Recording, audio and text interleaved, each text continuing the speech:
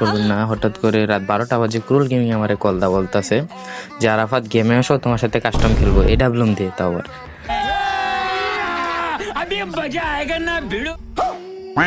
ভাই আমি তো ভয় পাইছিলাম প্রথমে, তারপরে তার সাথে গেমে ঢুকে কাস্টম খেললাম। 4টা কাস্টম খেলছি, 4টার মধ্যে 3টা কাস্টম সে 7-0 দেখায় আলায় আমার কাছ থেকে।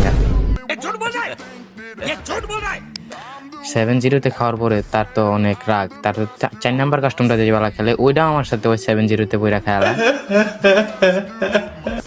আমি 7 আর ওই 0। সেই জন্য তো তার মাথায় অনেক রাগ উঠে গেছে।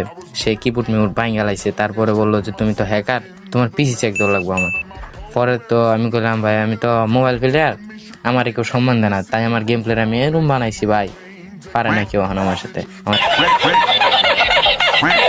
হ্যাকার হ্যাকার কর আর আমার আইডি ব্যান করার পিছনে লাগিয়ে থাকে।